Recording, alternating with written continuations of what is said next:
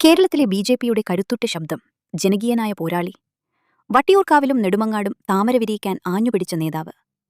8ാം ക്ലാസ്സിലെ സ്കൂൾ ലീഡറിൽ നിന്നും ബി.ജെ.പിയുടെ സംസ്ഥാന സെക്രട്ടറിയായി വളർന്ന വി രാജേഷിന്റെ രാഷ്ട്രീയ യാത്രയാണ് നമ്മളിന്ന് പരിശോധിക്കുന്നത്. 1975 മെയ് 5-ന് നെടുമങ്ങാട് വേലായുധൻ നായരുടെയും വസന്തകുമാരിയുടെയും മകനായി ജനനം. കോളേജ് കാലഘട്ടത്തിലാണ് രാജേഷിലെ രാഷ്ട്രീയക്കാരൻ രൂപപ്പെടുന്നത്. കൗതുകകരമായ ഒരു വസ്തുതയെന്തെന്നാൽ, തുടക്കത്തിൽ എം.ജി. കോളേജിലും മാർ ഇവാനിയോസിലും പഠിക്കുമ്പോൾ അദ്ദേഹം എസ്.എഫ്.ഐയുടെ ഭാഗമായിരുന്നു. ഇവാനിയോസിൽ എസ്.എഫ്.ഐ യൂണിറ്റ് കമ്മിറ്റി അംഗമായിരുന്ന അദ്ദേഹം പിന്നീട് എ.ബി.വി.പിയിലൂടെയാണ് ബി.ജെ.പി രാഷ്ട്രീയത്തിന്റെ മുൻനിരയിലേക്കെത്തുന്നത്. എ.ബി.വി.പി സംസ്ഥാന ജോയിന്റ് സെക്രട്ടറി, ദേശീയ നിർവാഹക സമിതി അംഗം എന്നീ നിലകളിൽ പ്രവർത്തിച്ചു.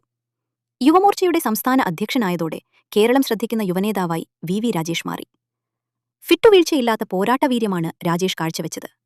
മുല്ലപ്പെരിയാർ, സോളാർ, ശബരിമല യുവതീ പ്രവേശനത്തിനെതിരെയുള്ള സമരം, ലോ അക്കാദമി സമരം തുടങ്ങി കേരളം ചർച്ച ചെയ്ത ഒട്ടുമിക്ക പ്രക്ഷോഭങ്ങളിലും അദ്ദേഹം മുൻനിരയിലുണ്ടായിരുന്നു. പോലീസിന്റെ ക്രൂരമായ മർദ്ദനങ്ങളും നിരവധി തവണ ജയിൽവാസവും അദ്ദേഹത്തിന് നേരിടേണ്ടി വന്നിട്ടുണ്ട്. ബി.ജെ.പിയുടെ വോട്ട് ബാങ്ക് വർദ്ധിപ്പിക്കുന്നതിൽ രാജേഷ് കാണിച്ച മിടുക്ക് ശ്രദ്ധേയമാണ്.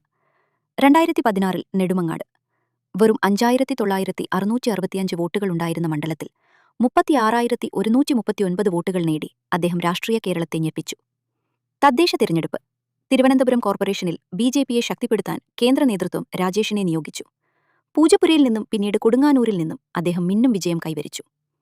രാഷ്ട്രീയത്തിനപ്പുറം സിനിമയെയും സാഹിത്യത്തെയും യാത്രകളെയും സ്നേഹിക്കുന്ന വ്യക്തിയാണ് അദ്ദേഹം. തിരുവനന്തപുരം വഞ്ചിയൂർ റോഡിലെ വൃന്ദാവനത്തിലാണ് താമസം. എതിർകക്ഷികളോട് പോലും പുലർത്തുന്ന സ്നേഹപൂർണമായ സമീപനമാണ് വി രാജേഷിനെ ജനകീയനായ വിയാക്കുന്നത്. വരും കാലങ്ങളിലും കേരള രാഷ്ട്രീയത്തിൽ നിർണായക സ്വാധീനമായി അദ്ദേഹം തുടരുമെന്നുറപ്പ്. ഈ വീഡിയോയെക്കുറിച്ചുള്ള നിങ്ങളുടെ അഭിപ്രായങ്ങൾ താഴെ കമന്റ് ചെയ്യുക.